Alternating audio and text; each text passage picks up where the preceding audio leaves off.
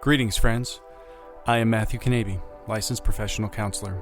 You are listening to Experience Emerge. Today we will dive into another conversation about the broken and fractured aspects of our lives. Then we will discuss how we put these pieces back together again to find rest and live free. C.S. Lewis once said, "Miracles are a retelling in small letters of the very same story which is written across the whole world in letters too large for some of us to see."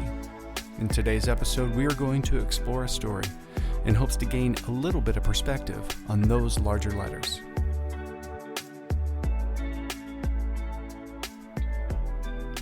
Well, welcome to our second episode of Experience Emerge.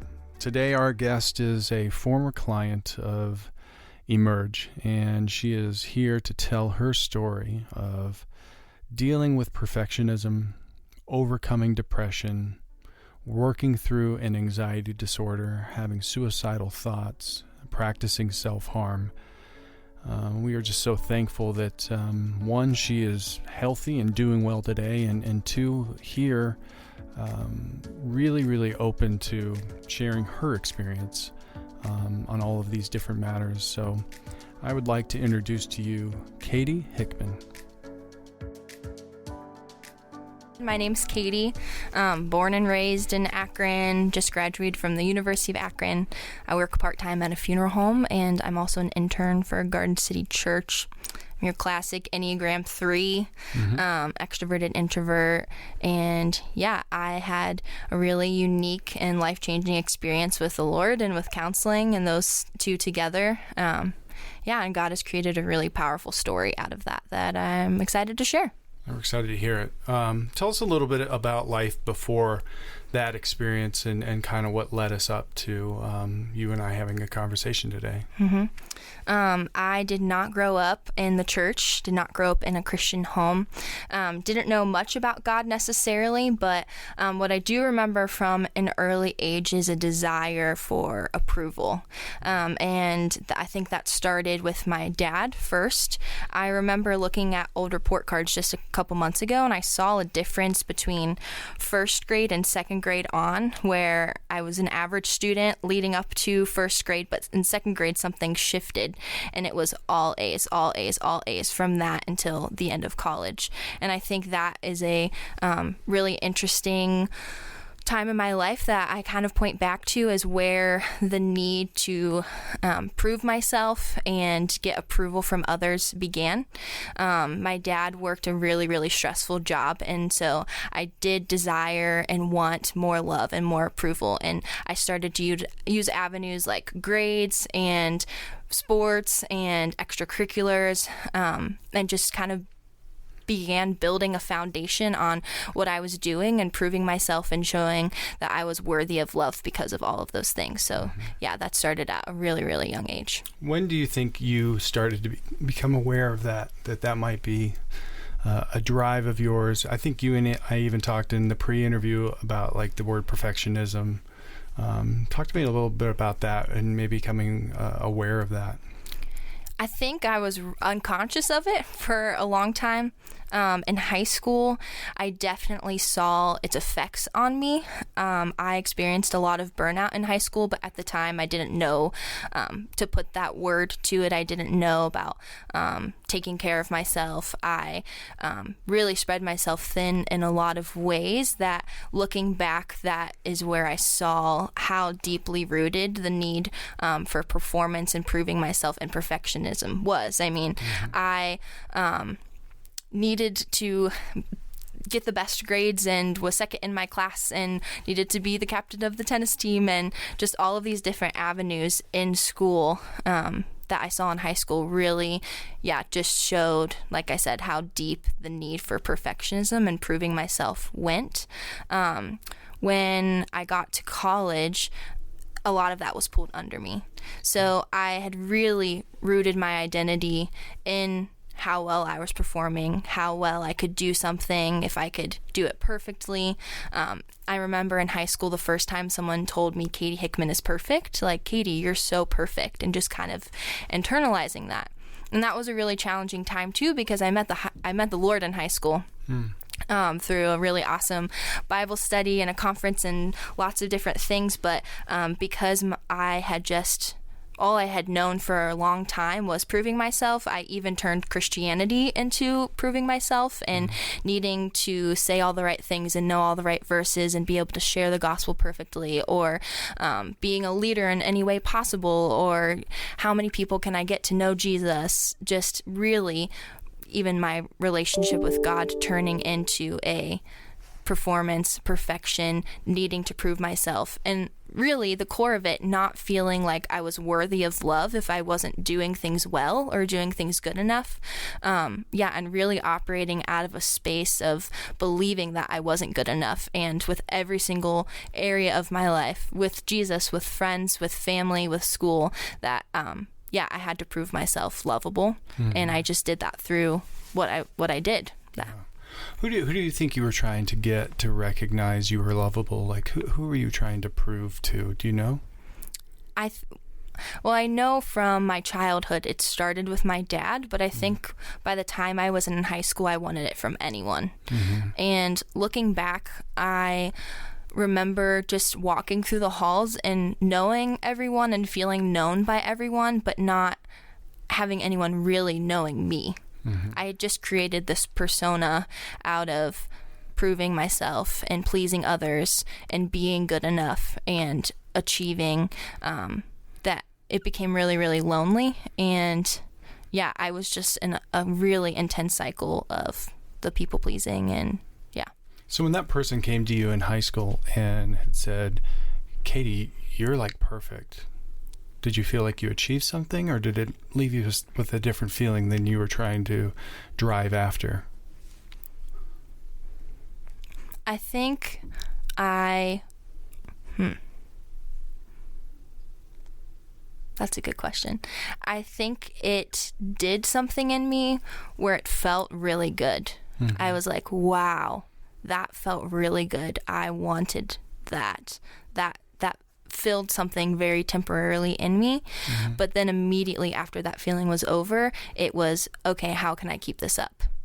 Okay, now it's the expectation that I am perfect. So if people want to, if I want people to like me, if I want people to stay in my life, if I want to feel loved, if I want to feel worthy, then that means I have to be perfect. That's exhausting. Oh, so exhausting. I mean, how would one even imagine to keep that up? I couldn't. Yeah. So you recognized that pretty early in your life, as far as being in high school and knowing, I can't keep this up. I can't keep this pace. I wish that was the story. Okay. It went on for 4 years. Okay. That was at the very beginning of high school that happened. Okay. But 4 years later, that was still my drive. And looking back now, I can see how that started to take a toll. Looking back now, I can see how that started to take a toll on my mental wellness. My senior year of high school, it was like 3 weeks before graduation, and I had a huge speech and so much due. And, it's really exhausting and tiring to be a senior in high school and get ready to move on to the next thing. And I was in the last class of the day, and I started to have an anxiety attack, but I didn't know what that was. I started with I couldn't breathe, and then it started with I couldn't move my legs, and then I was crying, but I couldn't stop, and then I couldn't talk, and it was a really, really intense thing where I literally needed help getting out of the building. But even that in of itself, I wasn't surrounded with people who said this is not okay. Your body is telling you that you're not okay. But I think that was the consequences of living those 4 years. I had to be something that was absolutely unachievable, So after 4 years, your body finally said, we're done. Yes. And a panic attack happened. Yes. And that probably awoke you to something's going on. Yes. Okay. I think because of the season that it happened in and all of the things that happen before you graduate high school, I didn't take it very seriously because I didn't know how serious it was. But going into college, that anxiety and everything that my body had been holding in started to come out in different ways. So I went from a high school of 2,000, or not 2,000. I went from a high school of 1,100 people to a university of 24,000 people. And because my identity was really in being known, being liked, getting others' approval, I felt like that was really stripped away when I went to college. Yeah, when what you've relied on to tell you who you are is no longer there, it's really devastating. So from that place, that's when things really spiraled down. I started dealing with depression, anxiety, that turned into self-harm, turned into suicidal ideation. And it was really painful, especially because I felt like I had to deal with all of these things behind closed doors, because so much of my identity had been the perfect one, the happy one, the one who brightens up the room. And I felt like if I wasn't okay, then other people wouldn't be okay. So I really isolated myself when I started experiencing these things, and then feeling guilt and shame that I'm Katie, I shouldn't be feeling this way in the first place, but that doesn't make depression go away. So that went on for a couple of months, and thankfully I lived in a house with 8 other girls, and one of those women who has been in my life for a long time was really encouraging me to go to counseling. Go to counseling, go to counseling, go to counseling, and I was anti. I'd only been a Christian for a couple of years, but during that time I hadn't really heard anything from the church world about mental wellness or about counseling. Really all I knew about it was from what the world said about it, and so I didn't really trust it. And it really got to the point where it was dangerous for me to not be getting help. And so, bless her, she locked me in her room and said that I couldn't come out until I signed up for counseling. And I didn't feel threatened. Like, I knew it was from a place of really deep love and her caring about me, and that I really needed the help. And after I signed up and came out, she threw confetti at me. So that was really exciting. Yeah. I think everyone should have confetti thrown at them after they sign up for counseling. We should do that. We should. Emerge. It should be something we do. But how does a person that goes for so many years in their life dealing with this idea of perfectionism and having this persona that they're putting onto the world, to being at a point where you're signing papers going, I need help? That's a big turnaround. That's a big change. Talk to me about that. It felt like I was dying to a part of me. I wasn't necessarily vocal to other people about the fact that I was signing up because shame for that exact reason. Feeling like, okay, I know that I'm not okay, but I still feel like I need to be okay. And if I admit that I'm not okay, that's not allowed. Like, there's no space in the world for me to be feeling and experiencing what I'm feeling and experiencing. But yeah, I do really, looking back, feel like it was the Holy Spirit who led me to do that, because on my own, with everything I had experienced and thought about myself and the lies that I was believing, it didn't really make sense for me to eventually sign up.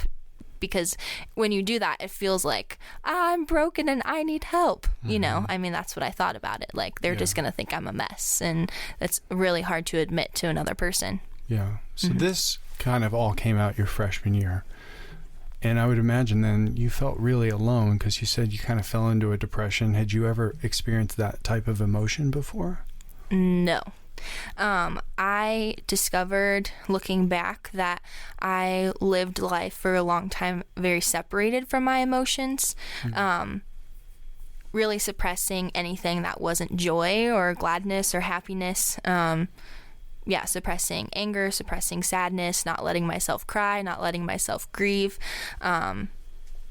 So to feel those things, I'm sure that they were in me, and that there could have been seasons of life where those feelings and thoughts had come up, but I think I had gotten so good about completely numbing out and separating myself from them that it had felt like the first time I'd ever been feeling so hopeless or so alone, all of the spiral of thoughts that had come along with that season. I know these things are very difficult to talk about, but would you talk about a little bit? You said you got into maybe practicing some self-harm and then some suicidal thoughts and ideation. Share with me a little bit about that time. Yeah, absolutely.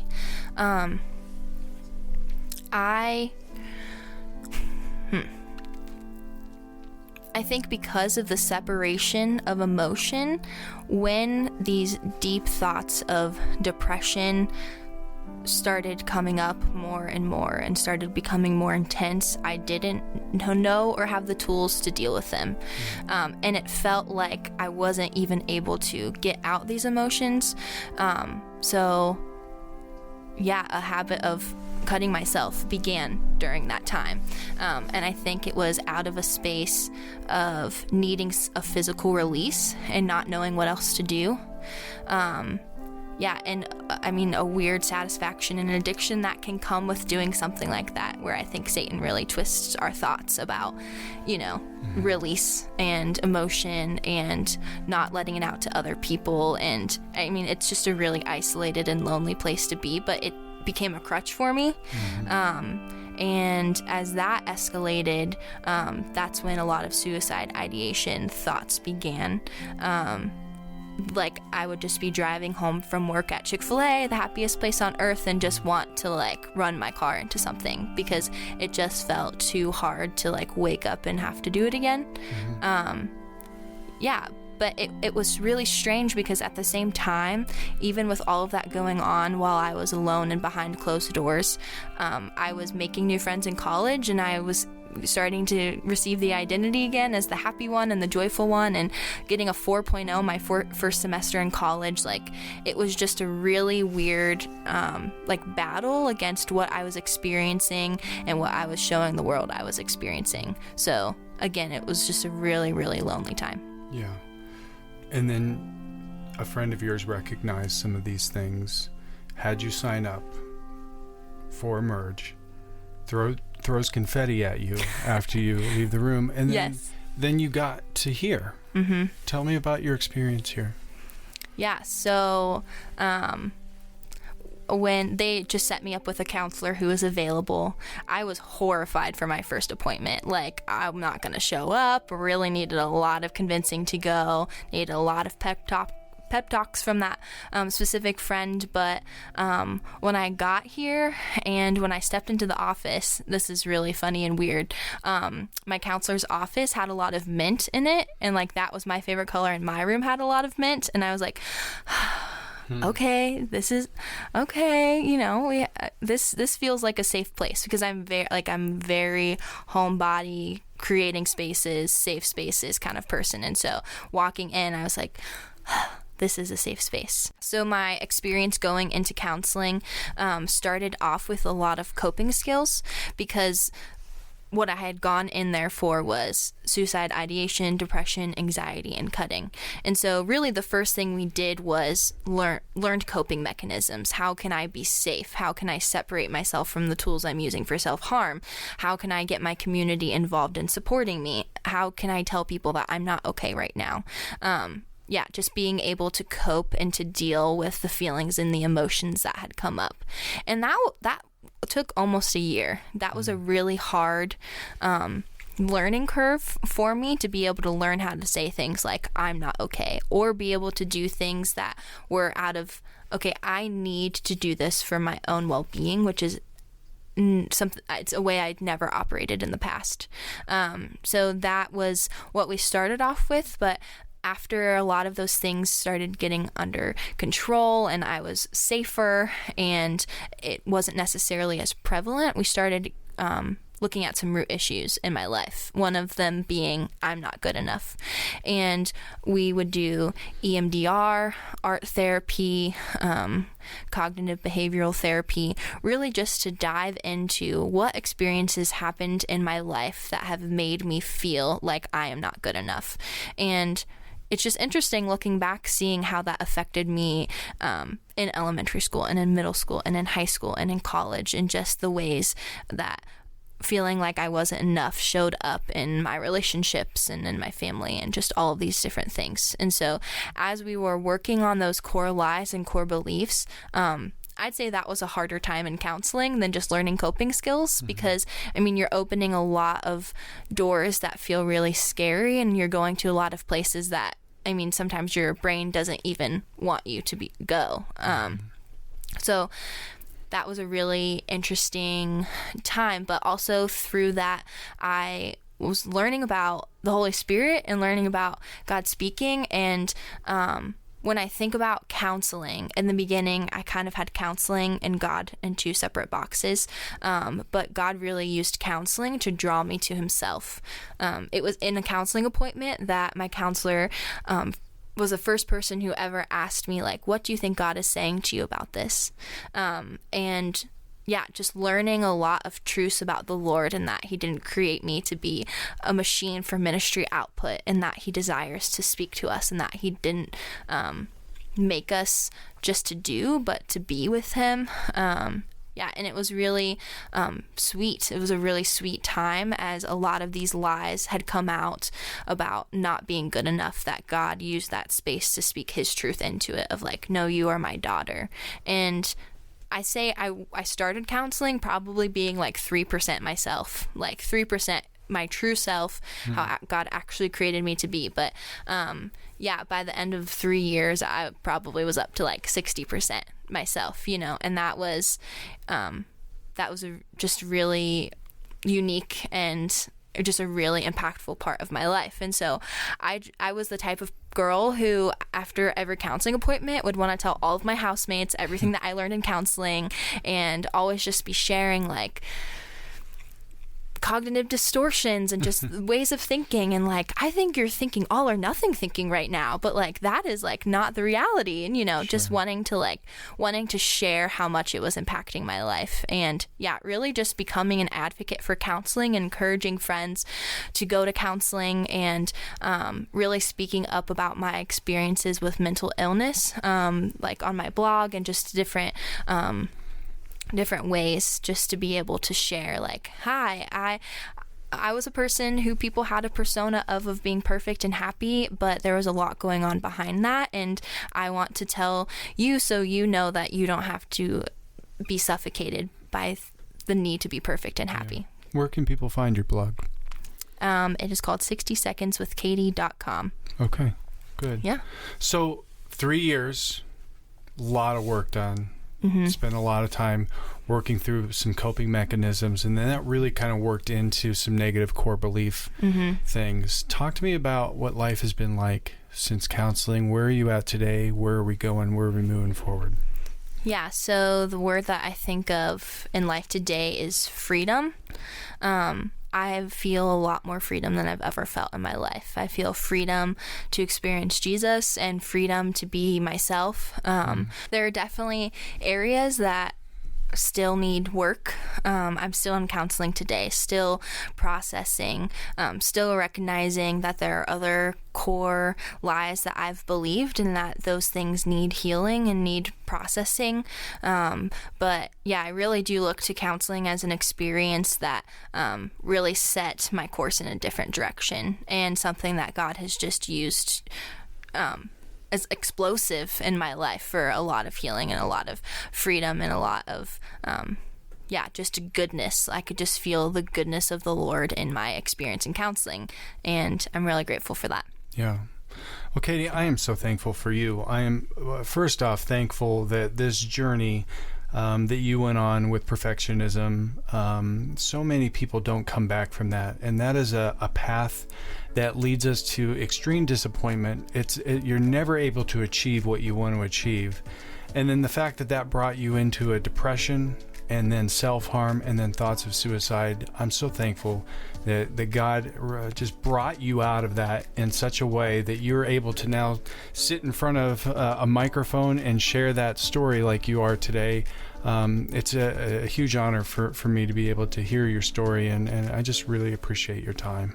Yeah, this has been an awesome opportunity, and I'm happy to share what God has done in my life. Awesome. Well, God bless. Thank you so much for being here today. Thank you.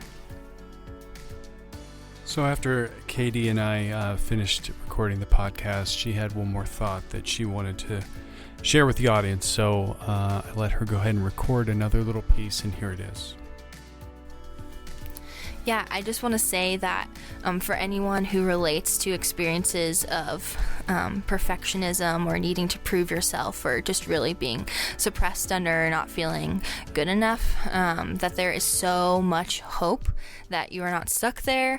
I thought I was going to be stuck there for a really long time, and God has just brought me to a place that I never thought that I could be.